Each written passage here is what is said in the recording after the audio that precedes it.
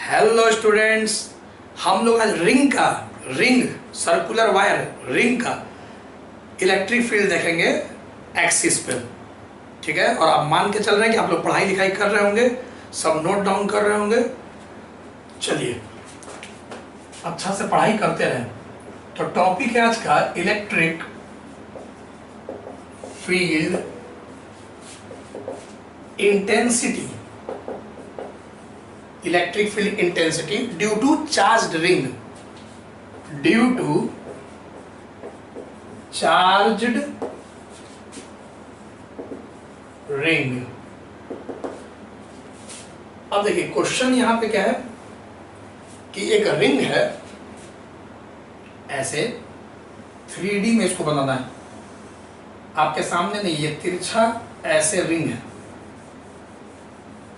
है, ठीक है। और इस रिंग का ये एक्सिस है, इसको बोलते हैं एक्सिस। और एक्सिस पे एक पॉइंट है यहाँ पे, लेट अस सपोज P। कितना डिस्टेंस पे? सेंटर से x दूरी पे। और इसका रेडियस है आपका A रिंग का। और रिंग के ऊपर चार्ज है Q, मतलब कि पूरे रिंग पे यूनिफॉर्म चार्ज है।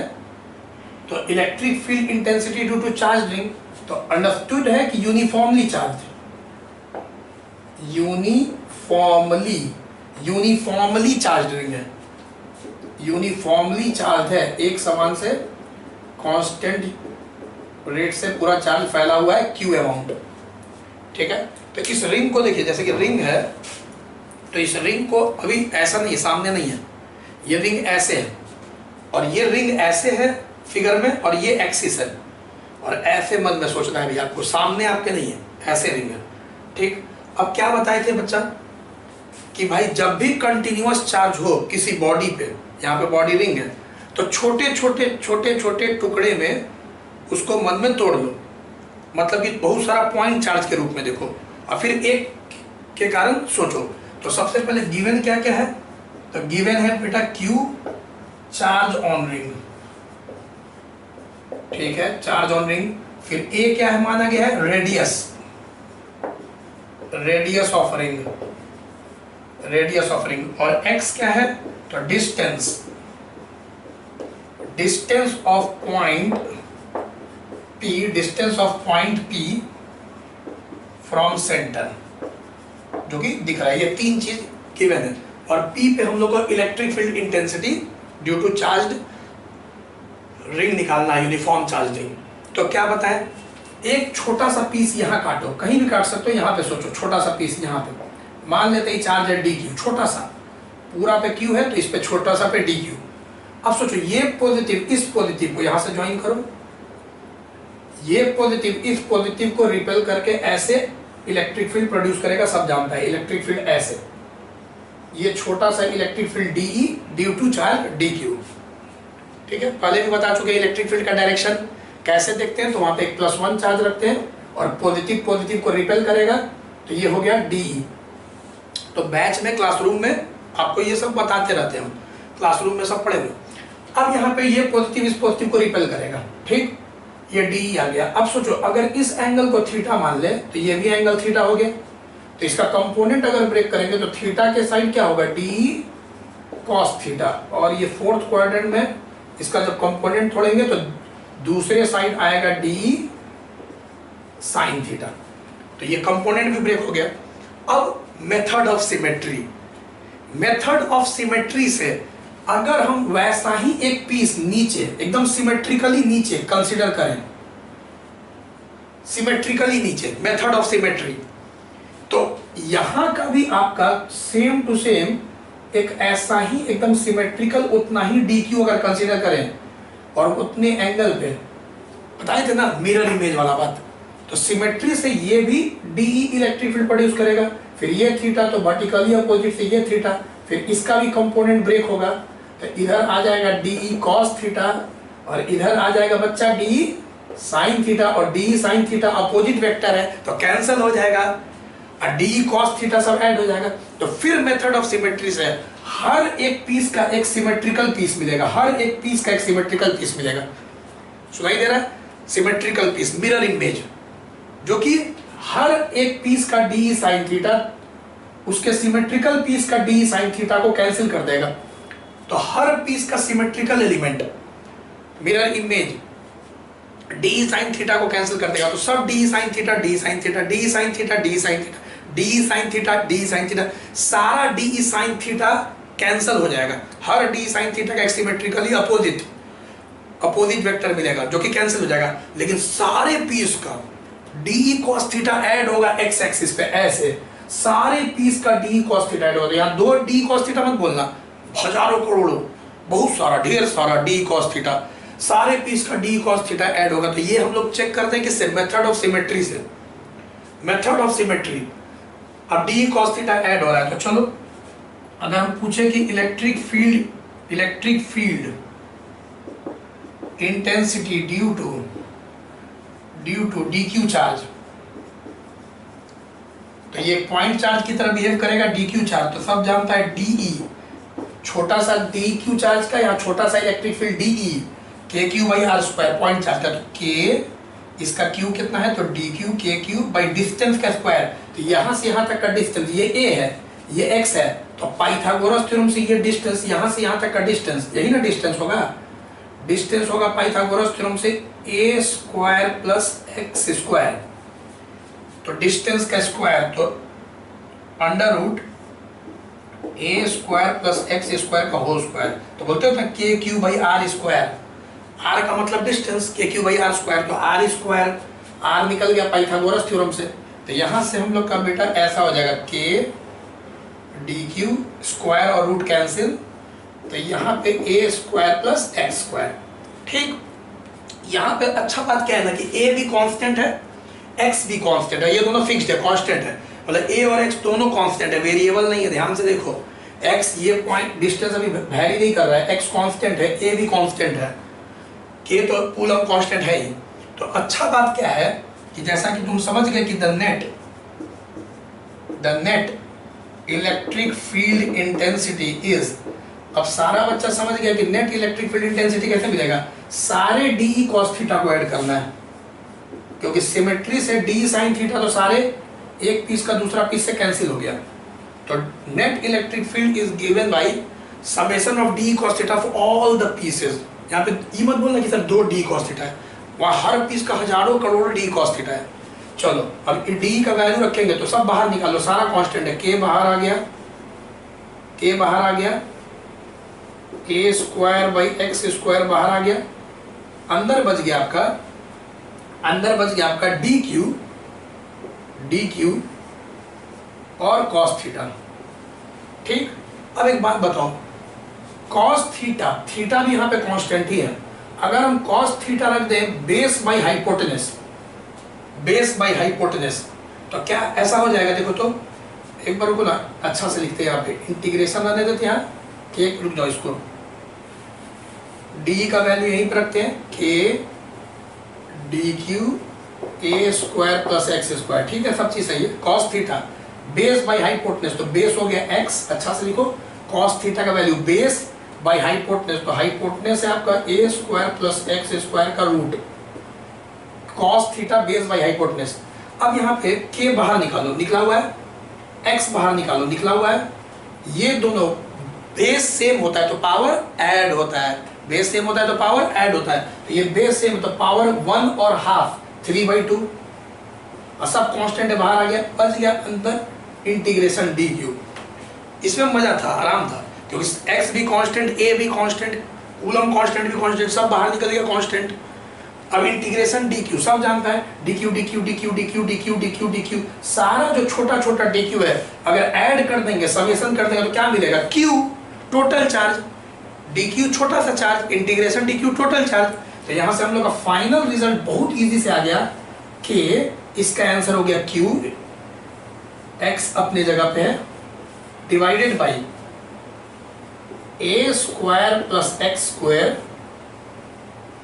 3/2। तो ये हम लोग का रिजल्ट आ गया, ये हम लोग का आ गया the net electric field intensity, ये आ गया आपका एक्सिस पे।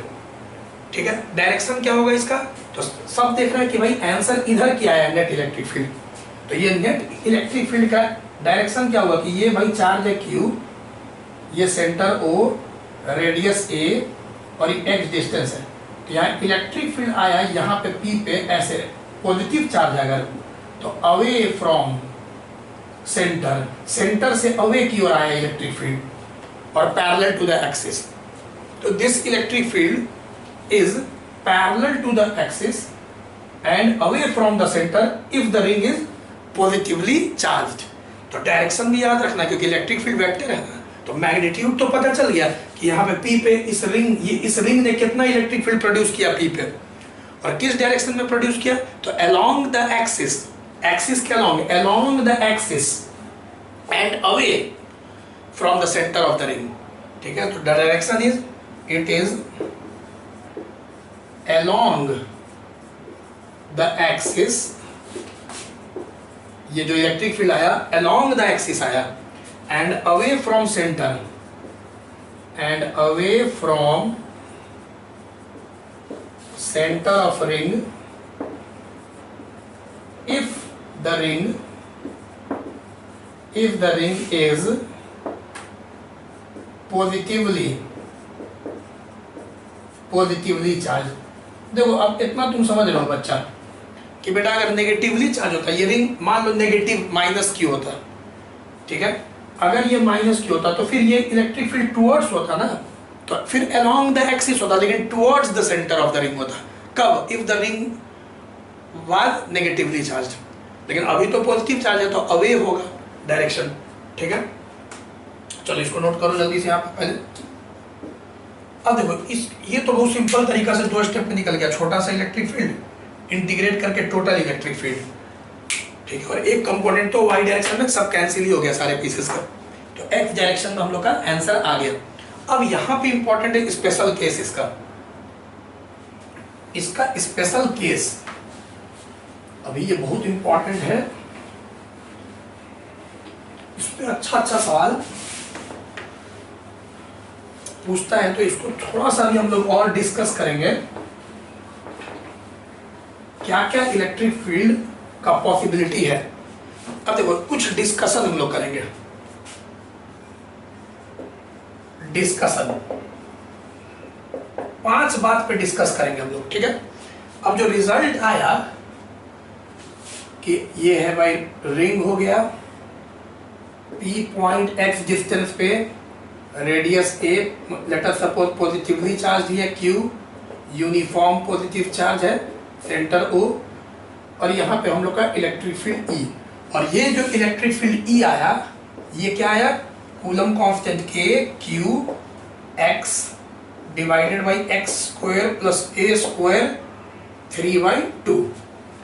ये रिजल्ट याद कर लो, KQX divided by a square plus x square 3/2 power. अब अगर मान लेते हैं केस 1 स्पेशल केस में, लेट अस सपोज कि इफ x, ये जो x है बहुत छोटा है a से, अगर x बहुत छोटा मतलब P पॉइंट, पहले x को 0 मान लो, पहले सेंटर ऑफ द रिंग मान लो x 0 है एट सेंटर, चलो और मजा आएगा, एट सेंटर।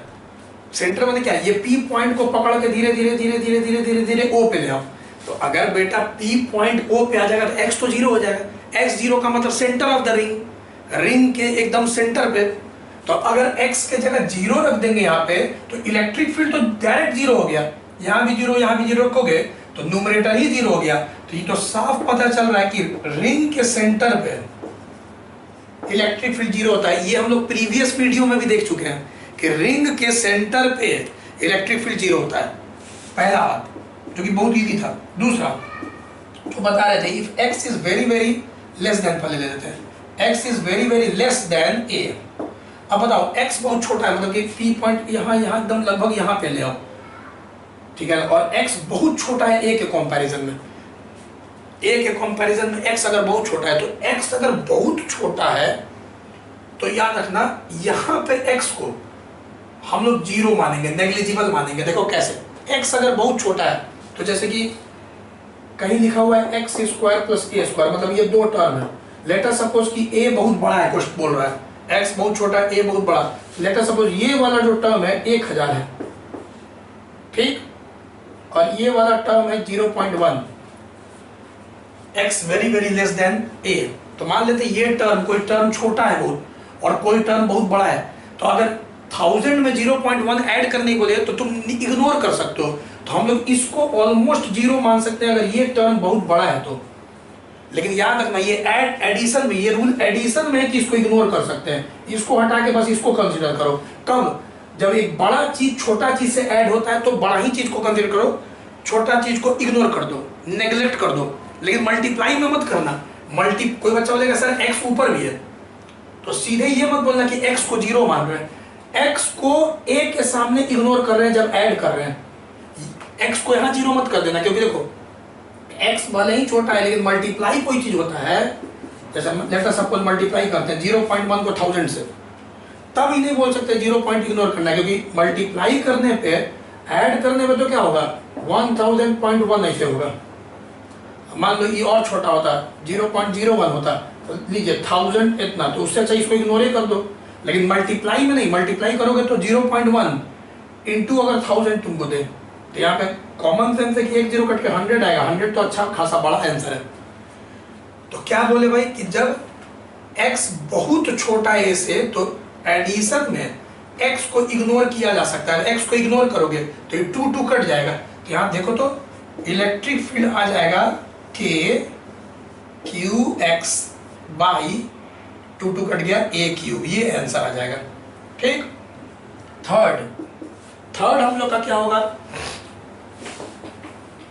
थर्ड क्या होगा कि आई होप कि समझ रहे होगे कि a अगर बहुत बहुत बड़ा हो, एक्स ही लिखो ना, x बहुत बहुत बड़ा हो a से। ऑब्वियस था कि पहले x छोटा था, अब x बड़ा है। अब कोई बच्चा बोलेगा जब x बहुत बहुत बड़ा है a से, तो x के सामने अब a को इग्नोर करेंगे एडिशन में, क्योंकि बहुत बड़ा चीज से बहुत बहुत छोटा चीज ऐड करो मत करो, इग्नोर करो। तो यहाँ पे अब a बहुत छोटा है तो a को इग्नोर करेंगे तो फिर ये 2 कटेगा और x क्यूब आ जाएगा, और x क्यूब ऊपर से एक x कटेगा, तो ध्यान से देखो बेटा रिजल्ट आ जाएगा k क्यूब, ऊपर से एक x कट गया नीचे, ये तो पहले इसको इग्नोर करो, तो 2 कट के x क्यूब हो गया, तो x by x cube x square. वाह, ये तो पॉइंट चार्ज वाला आ गया, k क्यूब बाई डिस्टेंस का स्क्वायर, मतलब बहुत दूर पे चले जाओगे, x अगर बहुत दूर चला गया तो ये लगभग एक पॉइंट चार्ज की तरह बिहेव करेगा, k cube by r square जो बोलते थे हम लोग, k क्यूब बाई डिस्टेंस का स्क्वायर। तो ये भी आसान था। 3, सबसे इंपॉर्टेंट है फोर्थ बात, सबसे इंपॉर्टेंट है फोर्थ बात। देखो फोर्थ बात क्या है, अगर x इंफिनिटी को टेंड कर जाए, अप्रोच कर जाए, इफ x अप्रोचेस या टेंड्स टू इंफिनिटी, तो सही गेस किया, वेरी गुड। क्या होगा, लगभग इलेक्ट्रिक फील्ड जीरो हो जाएगा, क्योंकि सोचो ना इस चार्ज का एकदम इंफिनिटी पे चले जाओगे तो इलेक्ट्रिक फील्ड का असर क्या होगा, कम हो जाएगा, almost electric field tends to zero हो जाएगा। तो इसको मैथ्स में देखो, लिमिट एक चैप्टर है लिमिट, इसको कैसे शो करते हैं, तो इसको शो करने के लिए हम लोग क्या करते हैं, लेट अस सपोज कि देखो अगर शो करना है कि इलेक्ट्रिक फील्ड जीरो है तो k क्यूब, चलो x, इसमें से पहले x स्क्वायर कॉमन लो, क्योंकि x अप्रोच कर रहा है इंफिनिटी पे, तो x square common, a square common लो, पहले a स्क्वायर कॉमन लो, ठीक है। तो यहाँ पे अगर हम लोग x स्क्वायर अगर कॉमन ले लें तो ये 1 हो जाएगा, पहले इसको मत देखो पावर को, 1 plus a square by x square, और फिर पावर 3/2 दोनों में डिस्ट्रीब्यूट होगा, बहुत थोड़ा के तुम लोग के लिए समझा रहे हैं, 3/2 और यहाँ पे भी 3/2, तो ये 2 कट के सीधे लिख देते हैं x क्यूब, ठीक है, ऐसे देख लो x क्यूब। अब अगर हम काटें यहाँ पे x को, ये कुछ ऐसा हो जाएगा k क्यूब, ये x कट के x square 1 plus a square by x square power 3/2। अब x टेंड्स टू इन्फिनिटी, तो यहाँ पे अगर इन्फिनिटी रखोगे तो anything divided by infinity is zero, ई तो जीरो हो जाएगा, और यहाँ पे इन्फिनिटी रखोगे तो anything divided by infinity zero. तो ध्यान से देखो, अगर x टेंड्स टू इन्फिनिटी है तो साफ दिख रहा है कि इलेक्ट्रिक फील्ड अप्रोच करेगा क्या चीज को, जीरो को, क्योंकि x टेंड्स टू यहाँ infinity, anything divided by infinity is zero. तो ये तो लॉजिक से भी हम लोग बेटा गेस कर लिए थे कि चार्ज है, अगर इसका प्रभाव असर जो है इन्फिनिटी पे लगभग जीरो हो जाएगा। x approaches infinity, electric field approaches zero. अब मजा का बात क्या है, अब इसमें एक बहुत ही सुंदर और मजा का बात क्या है कि सेंटर पे इलेक्ट्रिक फील्ड क्या आया, सेंटर पे इलेक्ट्रिक फील्ड जीरो, यहां पे इलेक्ट्रिक फील्ड जीरो आया देखो, ठीक। और फिर इन्फिनिटी में भी जा रहे हो तो इलेक्ट्रिक फील्ड क्या आ रहा है, जीरो।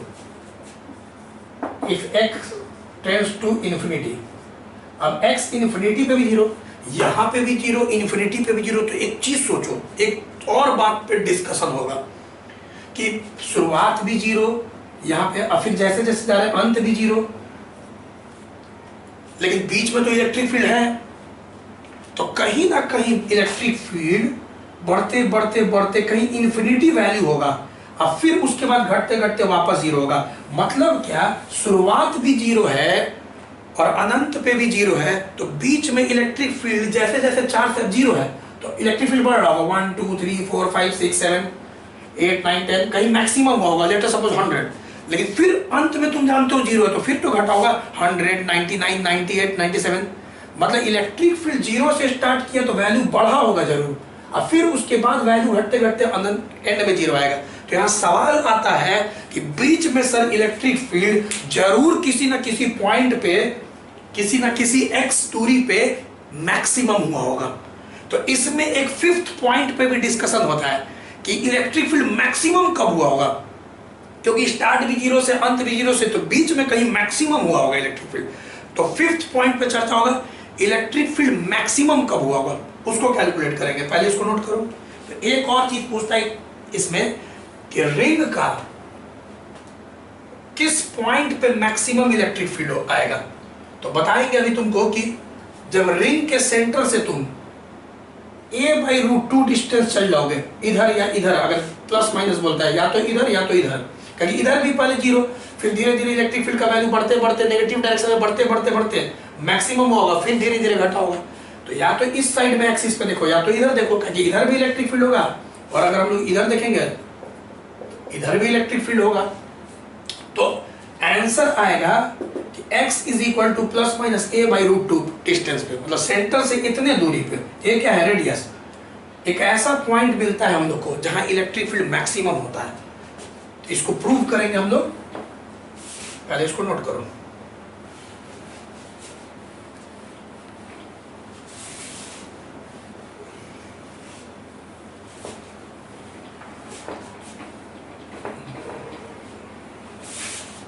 चलो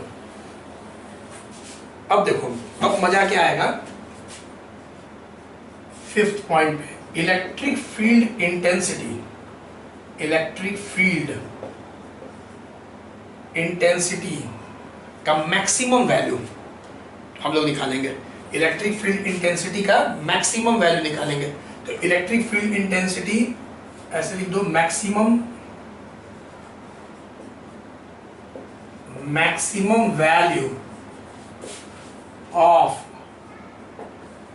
electric field, maximum value of electric field कहां होगा, वो पॉइंट को हम लोग खोजेंगे। Maximum value of electric field कहां होगा, ठीक है। एक्स कैलकुलेट करेंगे हम लोग। ये डिस्कशन हो रहा है फिफ्थ पॉइंट में, आंसर बताए थे प्लस माइनस a/√2। तो देखो इसके लिए क्या करते हैं, इलेक्ट्रिक फील्ड क्या वैल्यू है, KQX by a² plus x² 3/2, यही था।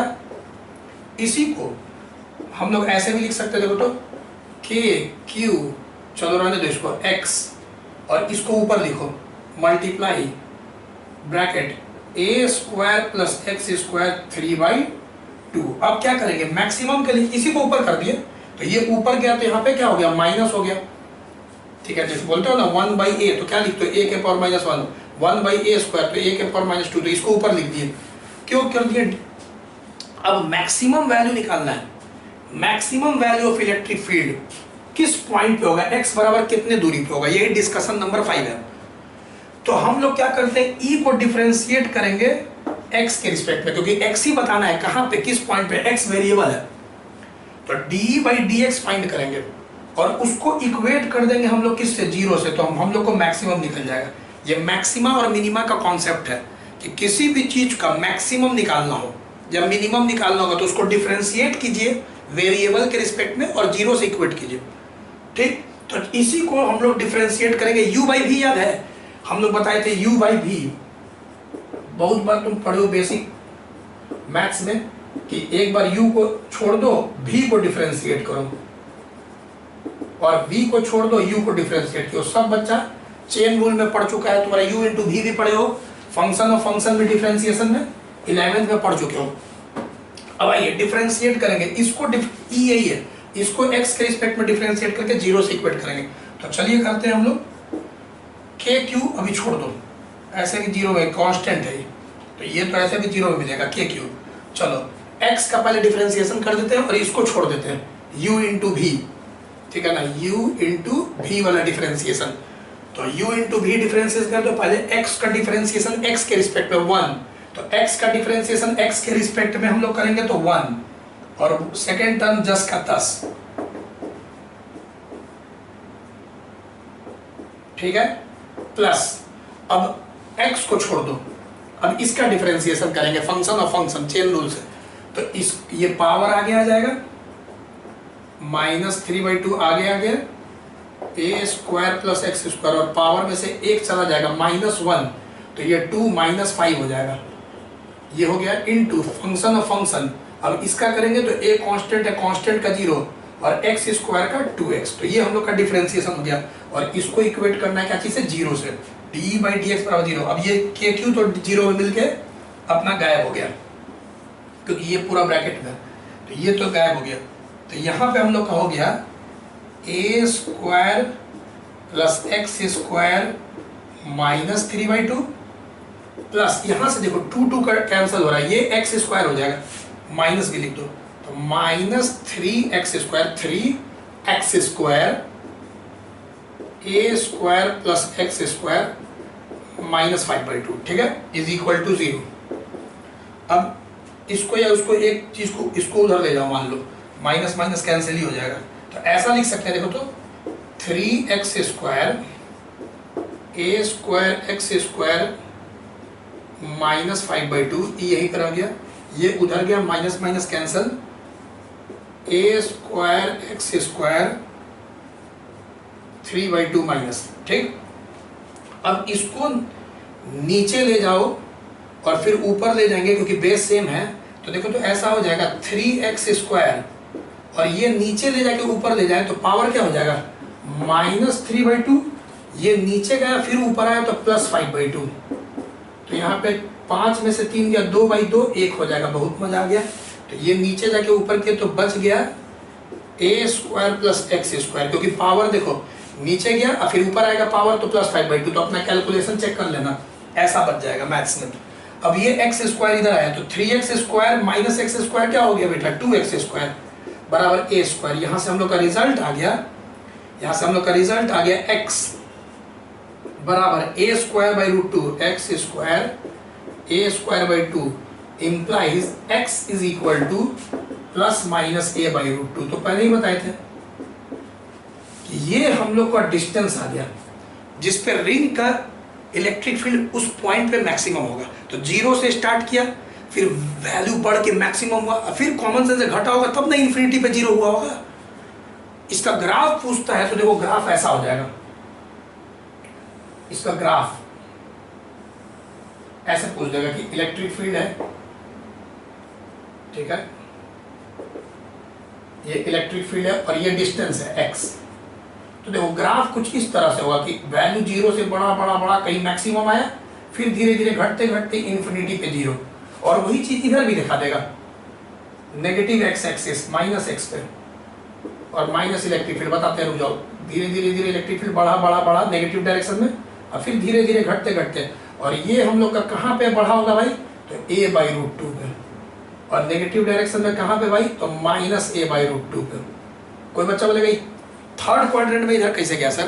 देखो सिंपल लॉजिक है, जैसे कि ये एक्सिस है, ये पॉजिटिव एक्स एक्सिस मान लो, तो ये नेगेटिव एक्स एक्सिस होगा, इधर का इलेक्ट्रिक फील्ड ऐसे सारा स्टूडेंट जानता है, और इधर का इलेक्ट्रिक फील्ड ऐसे है, तो इलेक्ट्रिक फील्ड तो वेक्टर है, तो अगर इस डायरेक्शन को नेगेटिव मानते हैं तो तो यहाँ इलेक्ट्रिक फील्ड भी नेगेटिव और डायरेक्शन भी नेगेटिव, तो दोनों नेगेटिव होता है एक्स और वाई, तो थर्ड ही क्वाड्रेंट ना, थर्ड क्वाड्रेंट क्या होता है जिसमें एक्स भी नेगेटिव वाई भी नेगेटिव, तो इसीलिए इस ग्राफ को थर्ड क्वाड्रेंट में बनाया गया, ठीक है, क्योंकि इलेक्ट्रिक फील्ड भी नेगेटिव डायरेक्शन है, तो यहाँ वैल्यू धीरे धीरे धीरे बढ़ रहा है, वैल्यू बढ़ रहा है, लेकिन डायरेक्शन तो नेगेटिव ही है ना, इलेक्ट्रिक फील्ड तो पॉजिटिव चार्ज है, तो पॉजिटिव चार्ज से अवे आउटवर्ड इधर भी इलेक्ट्रिक फील्ड निकल रहा होगा, और पॉजिटिव चार्ज से इधर भी, पॉजिटिव चार्ज से तो इलेक्ट्रिक फील्ड दोनों दिशा में निकल के फैल रहा होगा ना, तो इधर इलेक्ट्रिक फील्ड इधर निकल रहा होगा, इसमें इधर निकल रहा होगा, तो इसका ग्राफ बहुत बार देखोगे बुक्स में ऐसा रहेगा, तो डरने का बात नहीं है, पहले इलेक्ट्रिक फील्ड जीरो होगा, फिर धीरे धीरे बढ़ा होगा, कहाँ बढ़ा होगा उसको भी हम लोग मैक्सिमा मिनिमा से कैलकुलेट कर लिए, जो कि बहुत ईजी था, और फिर मैक्सिमम होने के बाद फिर से घटा होगा, तो ये ग्राफ हो जाता है इलेक्ट्रिक फील्ड का। तो आई होप कि एंजॉय किए, पढ़ते रहो मन लगा के, ठीक है, मन लगा के पढ़ोगे तो सक्सेस जरूर मिलेगा, धीरे धीरे खूब प्रैक्टिस करो, इंटरेस्ट लो पढ़ाई में, ठीक है, okay, bye bye, take care.